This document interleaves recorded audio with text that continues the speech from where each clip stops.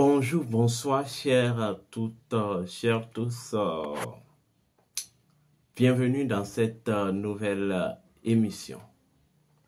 Recevez nos salutations partout où vous êtes, où que vous soyez sur la petite planète Terre.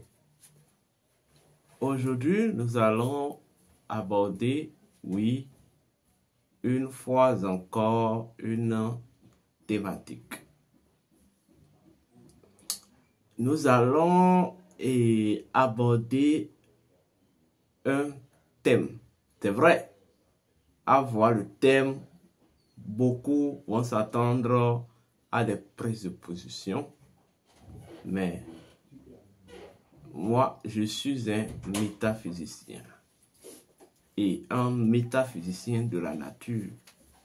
Et ma responsabilité, c'est de prendre les choses et de les remonter, en fait, dans leur principe premier, de le remonter à l'essence afin d'en ressortir le principe premier. Et avec le principe premier des choses, nous pouvons tout faire.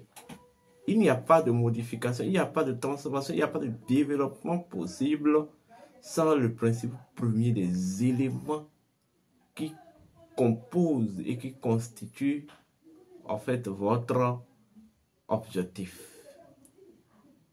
Oui.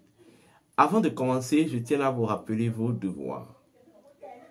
Vos devoirs, c'est de liker la vidéo. Vos devoirs, c'est de partager la vidéo. Vos devoirs, c'est de vous abonner massivement. Aujourd'hui, nous allons parler de la métaphysique de la parole politique. La métaphysique de la parole politique. D'abord, nous allons typiquement rester dans le paradigme initiatique kamite afin de vous ressortir la quintessence vibratoire et spirituelle de ce thème. Parce qu'en fait, comme j'ai coutume de vous dire, il existe 3 paradigmes. Il y a le paradigme kamite, le paradigme sémite et le paradigme japhétique. Et en fait, les 3 paradigmes ne perçoivent pas de la même manière les choses. Quand vous prenez le paradigme kamite perçoit les choses de façon globale, approfondie et originale. C'est pourquoi nous, en Afrique, nous parlons de l'animisme. Et quand on parle de l'animisme, il s'agit de la métaphysique de la nature. Et quand on parle de la métaphysique de la nature, c'est un ensemble de mécanismes de connaissance qui permet de remonter à la source afin de ressortir le principe premier des choses.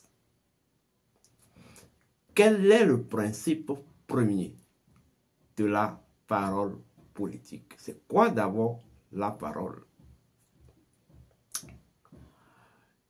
Vous savez, la parole est un indicateur.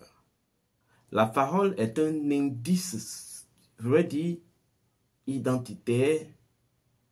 C'est un indice vibratoire du sang. Oui, encore le sang.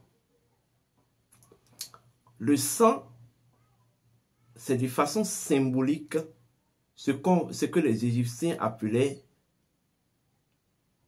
le chaos. K-A-O-T. Et quand on parle du chaos, chaos représente ou signifie étymologiquement les énergies. Vous comprenez? Ou en fait les vitalités. Donc quand on parle du chaos, c'est tout simplement une légion d'énergie vitale. Vous comprenez? Donc, ce qui fait le sang en fait est une structure spirituelle dont la nature est composée d'un ensemble de fréquences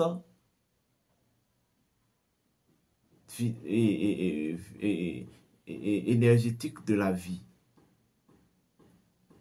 Donc, dans le sang, en fait, comment vous allez comprendre ceci?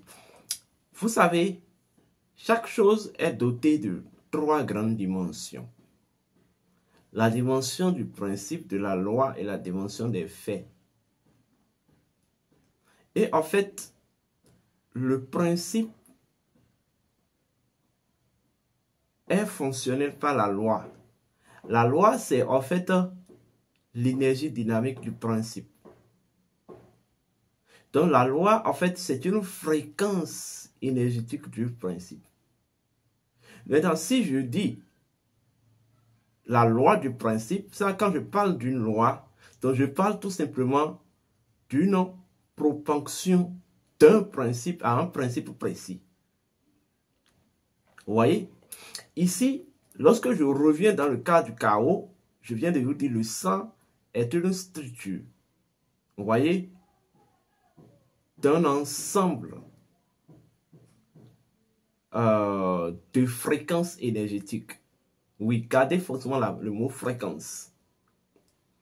Donc, le sang, en fait, est tout simplement une légion, une synthèse, vous voyez, de principes, vous voyez, dans leur identité énergétique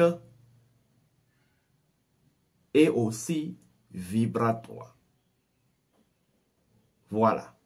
Donc, le sang dispose de 3 facettes. Le sang, en fait, est un ensemble de fréquences énergétiques, vous voyez, de vie. Mais le sang est une configuration de vibration. Et quand on parle de la vibration, la vibration, c'est d'abord, la vibration, c'est même le langage du sang. On dit les animaux, chaque animal dispose de son langage, mais au niveau du sang, le sang vibre. Oui, le sang vibre. Mais il y a en fait une 3e dimension. C'est celle de la masse. Et dans ce cas, on dit le sang est tout simplement une structure à activité électromagnétique, vous voyez, dans un degré de puissance. Donc, le sang est doté de 3 grandes facettes. Il y a le sang en tant que fréquence énergétique unifiée de la vie. Il y a le sang en tant que configuration vibratoire ou souche vibratoire. Il y a le sang en tant que masse, c'est-à-dire le sang en tant qu'en fait une configuration polaritaire. Alors, de ce simple fait, vous comprenez une chose. Il y a 3 éléments de notre architecture qui énoncent ces 3 aspects que je viens de vous citer là. Ces 3 dimensions, ces 3 éléments constituent, comme je l'ai dit, l'énonciation ou la représentation de ces 3 aspects que je viens de vous citer. Parmi ces 3 éléments, nous avons la parole. Oui. La parole provient du sang. Ou en fait, la parole, c'est tout simplement le sang, puisque vous dites que le sang est liquide, et je vous dis, le sang n'est pas liquide. Le sang est d'abord virtuel, liquide, avant d'être aussi solide. Donc, la parole, c'est le sang virtuel. C'est le sang dans sa nature virtuelle. C'est le sang, en fait, dans sa dimension d'astralité. Donc, dans sa dimension de créativité. Parce que lorsque on remonte dans la configuration de l'astral et du monde astral, dans l'astral, tout peut avoir une et mille formes à la fois. Vous comprenez? Tout peut avoir 1001 formes à la fois. Donc, ce qui est d'ordre astral est modifiable, changeable et peut prendre plusieurs états, plusieurs images et tout. Voilà pourquoi l'une des étapes essentielles à la créativité ou à la création, c'est l'astralité. Vous voyez?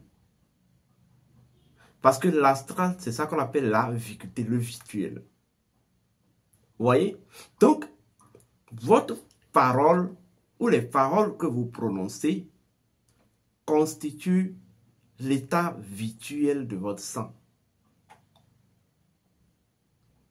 L'état virtuel du sang, l'état virtuel où tout ce qui est virtuel a une relation avec l'âme.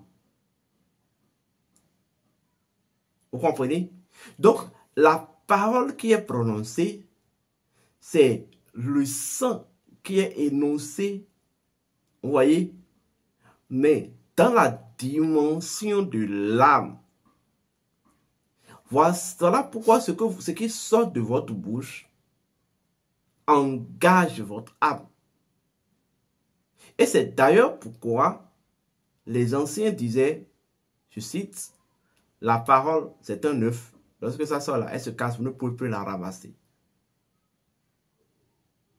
Quand on dit que le sang, c'est l'âme liquide, en réalité, le sang n'a jamais été l'âme liquide. Mais en fait, l'âme n'a jamais été liquide, mais l'âme est virtuelle. Et c'est l'énonciation, en fait, dans l'énonciation virtuelle du sang, l'énonciation virtuelle du sang se déroule dans le plan de l'âme, ou même dans la nature de l'âme. Donc, ceci engage même l'autorité de votre âme.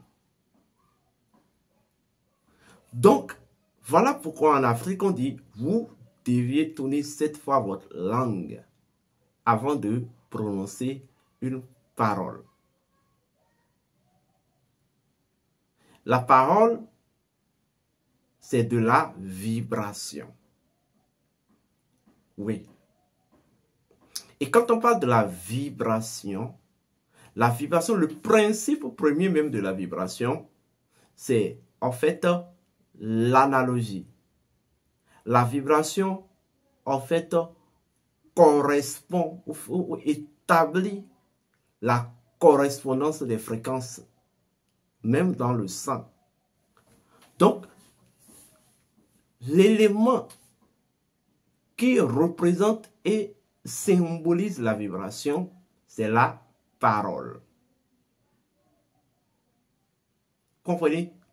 C'est la parole. Donc, parler, c'est vibrer. Parler, c'est faire vibrer son sang. Parler mal, c'est faire vibrer son sang de façon mauvaise. Parler bonne, c'est faire vibrer son sang de façon bonne. Il est temps que vous compreniez ça. Voilà pourquoi, en fait, en Afrique, lorsque quelqu'un est appelé à briguer à la magistrature suprême ou au trône d'Osiris, au trône d'Horus, l'héritier, on le met en couvent et on prépare sa langue. Parce que sa langue sera maintenant la trajectoire, c'est le chemin par lequel son sang doit interagir de façon virtuelle avec les entités humaines et spirituelles. Vous voyez? Souvenez-vous de cette magnifique phrase de la Bible des chrétiens. Au moment où le grand maître, voilà, les disciples de Jésus sont venus raconter à Jésus que, voilà, ils étaient en train de libérer, prier pour, en fait, un malade, ils vont les exorciser, et ça ne marche pas, les entités les demandent ceci. Jésus, nous le connaissons. Paul, nous savons de qui il s'agit. Et vous, qui êtes-vous? Lorsque votre langue n'est pas préparée pour transporter le sang dans son état virtuel, afin qu'elle interagisse, lorsque les entités ne reconnaissent pas votre langue préparée pour transporter en fait votre sang dans son état virtuel, afin qu'elles interagissent avec, c'est exactement la question qu'elle vous pose. Oui, ce que vous dites, d'accord, mais en avez-vous véritablement la capacité et la conviction? Voilà pourquoi il est assez dangereux de venir devant une population. Et je vous ai toujours dit, là où se réunit une population d'humains, sachez qu'à côté se trouve une même population d'entités. Et lorsque vous êtes en train de parler à une population d'humains, vous devez savoir que vous ne parlez pas uniquement à une population d'humains et que vous parlez aussi à une population d'entités. Oui. Et que cette parole que vous prononcez, qui n'est que l'énonciation virtuelle de votre propre sang, engagera votre âme et l'autorité de votre âme. Aujourd'hui, les gens pensent que la politique se doit d'être un jeu de ping-pong. Et chacun vient, en fait, dire ce qu'il veut n'importe comment, et après revenir encore sur ses paroles. Mais de quelle manière? Lorsque vous donnez votre parole, c'est comme si vous avez donné la garantie, vous avez donné une garantie, vous avez mis votre sang en garantie par rapport à quelque chose. Mais lorsque vous revenez sur cette parole, là, c'est comme si maintenant, vous reniez maintenant l'autorité de votre âme. Et ceci, les conséquences sont dangereuses. Encore mieux, si vous avez affaire avec les entités et les humains. Les humains, d'accord, parce qu'il y a beaucoup d'humains d'ailleurs, mais les entités ne pardonnent pas ça. Les entités ne pardonnent pas que vous garantissez votre sang auprès d'eux et que plus tard après, vous revenez sur ce sang-là, vous revenez sur cette garantie-là. Les entités ne pardonnent pas ça. Et en fait, voici exactement comment vous allez faire pour savoir ce que je dis. Racontez tout ce que vous voulez dans la journée. Mais avant de dormir, rappelez-vous juste que vous avez raconté certaines choses dans la journée. Mais souvenez-vous aussi que dans la journée, vous avez été accompagné de garde-corps et tout. Et laissez-vous aller dans le sommeil. Vous allez constater que dans le sommeil, vous allez vous retrouver dans un territoire invisible, d'accord, où il n'y a que des inconnus qui vous entourent, et vous allez vous retrouver dans un confort qui n'est pas habituel à votre confort, qui ne vous est pas en fait habituel, mais aussi un confort qui sera inférieur à votre confort habituel. Ce qui signifie quoi?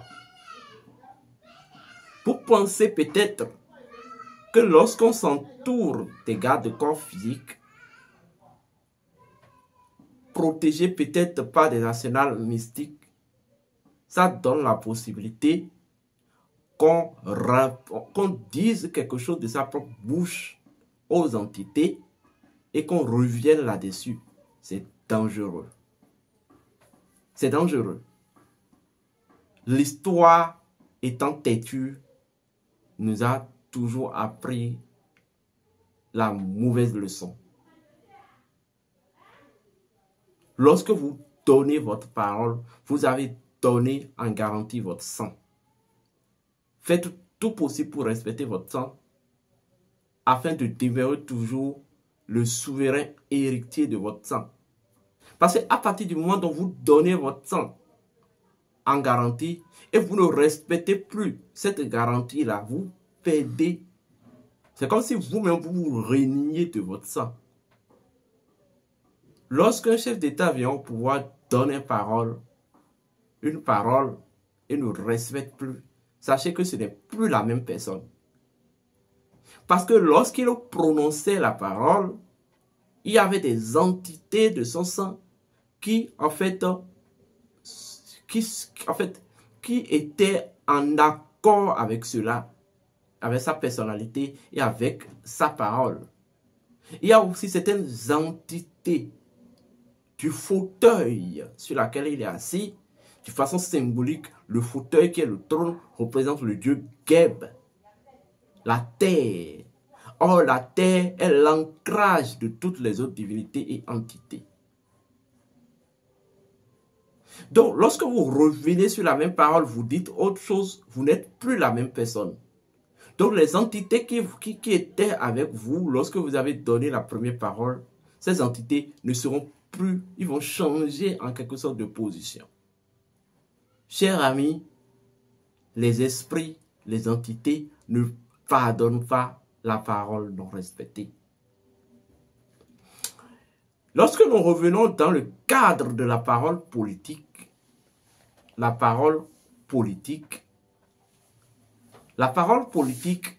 j'appelle ça un serment de lumière. La parole politique, de façon symbolique, c'est en fait la promesse du premier pharaon sur les reliques d'Osiris. Parce que vous savez que dans les hiéroglyphes, le pharaon doit en fait prêter serment tout en mettant sa main sur le cercueil, la tombe d'Osiris, de façon symbolique, afin que ce serment, sa parole, soit en fait engage et le souterrain, et le terrestre, et le céleste. Vous comprenez? Donc, la parole politique représente ou symbolise le serment de la lumière. Oui, le serment de votre lumière. Mais lorsque vous prononcez une mauvaise parole, ça veut dire que vous énoncez même l'état impur de votre lumière intérieure. Ne pas respecter une parole politique, c'est faire preuve de prise en otage, c'est faire preuve en fait de prise en otage de son propre âme, de son âme par les entités.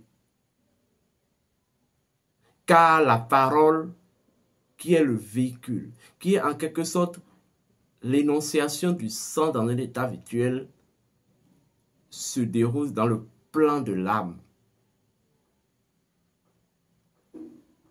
Donc, c'est comme c'est l'autorité de l'âme qui est le témoin, qui est prise en témoin. Et lorsque cette parole est remise en cause, c'est l'autorité de l'âme qui est prise en otage par les entités avec qui, humaines ou spirituelles, mais je préfère dire spirituelles, votre parole a interagi. Pour régler ce problème en Afrique, il faudrait que nous retournions aux traditions de nos ancêtres. Lorsque quelqu'un veut accéder à la magistrature suprême, eh bien oui,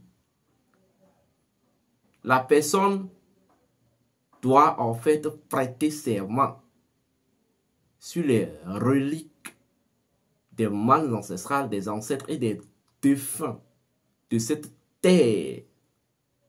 Cette personne-là doit prêter serment sur des crânes sacrés. Oui. Vous savez pourquoi on prête serment sur les crânes sacrés en Afrique? Est-ce que vous savez pourquoi on prête serment sur la dépouille d'Osiris de façon symbolique? Qui a une relation avec le souterrain. Et quelle est en fait la voie par laquelle l'âme rentre quotidienne dans le souterrain? L'âme voyage de façon quotidienne au souterrain. C'est le sommeil. Donc vous ne pouvez même pas, c'est impossible, quels que soient tous les gris que vous allez faire pour vous protéger, prêtez serment, donnez votre sang, engagez votre sang de façon rituelique et l'autorité de votre âme de façon rituelique sur la dépouille d'Osiris de façon symbolique, c'est-à-dire les crânes sacrés, et fait le contraire. Vous-même, vous savez que vous allez dormir. C'est impossible, en fait. Vous-même, vous savez que vous allez dormir. Et lorsque vous allez dormir, ce qui va se passer après, vous allez voir. Les Africains doivent revenir vers ça. Lorsque quelqu'un est nommé élu chef d'État, on le ramène au couvent. Il doit prêter serment sur les crânes sacrés dans la chambre cachée, dans la chambre secrète. C'est ça en fait la chose. Et encore mieux, ça a le code de maniement de la parole. Le sang dispose de ses propres codifications de langage que les gars ne connaissent pas. Et ça, si vous me comprenez. Aujourd'hui, on vous oblige à jurer sur la Bible, le Coran et autres, et je suis désolé. Tant que ça va toujours continuer comme ça en Afrique, je vous assure, en fait, ce système est établi pour inventer tout le temps des chefs d'État menteurs. Des chefs d'État qui ne tiennent pas parole et qui ne tiendront jamais parole. C'est ça en fait la chose. C'est ça en fait la chose. Donc, voilà en fait. Votre parole, c'est votre sang dans un état virtuel, dans le plan de votre âme. Lorsque vous la prononcez n'importe comment, c'est dangereux pour l'autorité de votre âme. C'est dangereux pour votre sang. Et c'est dangereux pour vous vis-à-vis des entités spirituelles et humaines. Bon, je vais dire spirituelles, parce que les humains sont souvent ignorants, que des témoins et qui ont réceptionné cette parole-là. Gardez une chose, le monde invisible ne pardonne pas. Le menteur, le monde invisible ne pardonne pas lorsque vous avez en fait donné votre sang en garantie et que vous revenez là-dessus, vous reniez en fait cet engagement. Sachez qu'au retour, c'est l'autorité de votre âme qui est compromise. Portez-vous bien et que les bénédictions soient.